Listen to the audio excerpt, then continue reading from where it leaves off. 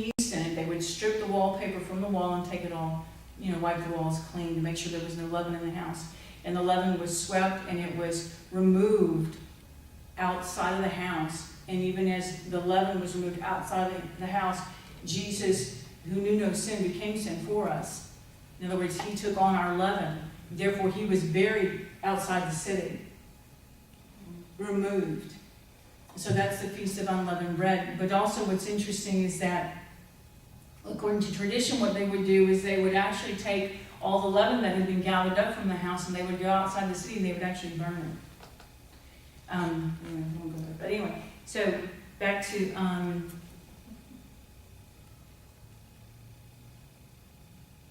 so when Joseph had taken the body and he wrapped it in verse 59, he wrapped it in the clean linen cloth and laid it in his new tomb, which he had hewn out of the rock. And he rolled a large stone against the door of the tomb and departed. And Mary Magdalene was there with the other Mary sitting opposite the tomb. On the next day, which followed the day of preparation, the chief priests and the Pharisees gathered together to Pilate, saying, "Sir, we recommend while he was still alive, how the deceiver said, 'After 3 days I will rise.' Therefore command that the tomb be made secure until the third day, lest his disciples come by night and steal him away and say to the people, 'He has risen from the dead.'" So the last deception will be worse than the first. And Pilate said to them, "You have a guard, you go your way, make it as secure as you know how." And they went and made the tomb secure, sealing the stone and setting the guard. Now after the Sabbath, as the first day of the week began to dawn, Mary Magdalene and the other Mary came to see the tomb. This is the Feast of First Fruits. So he was buried from Passover. Okay, took the Passover meal on the evening, evening and morning, the first day. Okay, so he was crucified the morning of Passover, buried. The beginning, and then that would have been the Feast of Unleavened Bread. He was buried in the tomb, evening and morning. So on the third day, evening and morning, he would have risen, which is the Feast of First Fruits. Because Jesus is the firstborn among many brethren. He is the first fruits. So anyway, so that's Passover, Feast of Unleavened Bread, and the Feast of First Fruits. And after the Sabbath, after the first day of the week began, we read that already in verse 2. And behold, there was a great earthquake, for an angel of the Lord descended from heaven and came and rolled back the stone from the door and sat on it. His countenance was like lightning, and his clothing was as white as snow, and the garments shook for fear of him and became like dead men. But the angel answered and said to the woman, "Do not be afraid, for I know that you seek Jesus who was crucified. He is not here, he is risen." And he said, "Come, see the place where the Lord lay.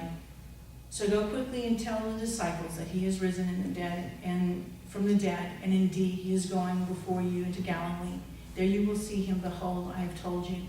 So they went out quickly from the tomb with fear and great joy, and ran to bring his disciples word. The nativity is a redemption. I mean, here he is saying, here, have a piece of fruit, and it brings everybody into spiritual death.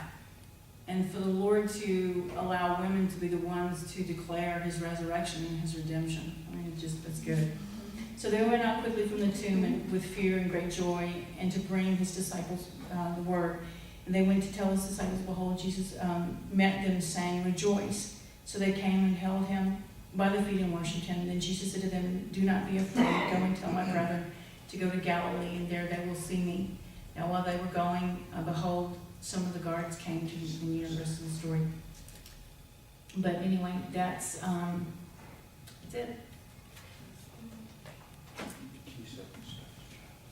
So he did resurrect on Sunday?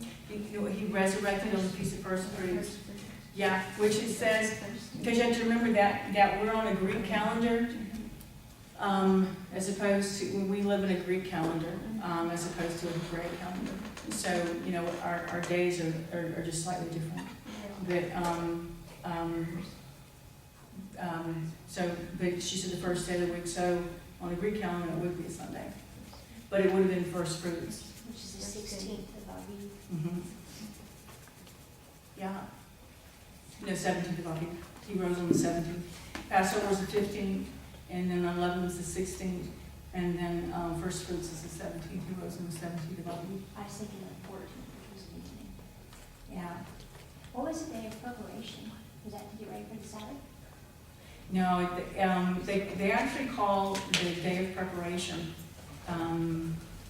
like the Passover, and it's kind of a, it's kind of a twofold thing. Sometimes they call it the day of preparation, and sometimes they call it the Passover, but it's for the Feast of Unleavened Bread, because technically the Feast of Unleavened Bread is actually from Passover on, it's for 6 days.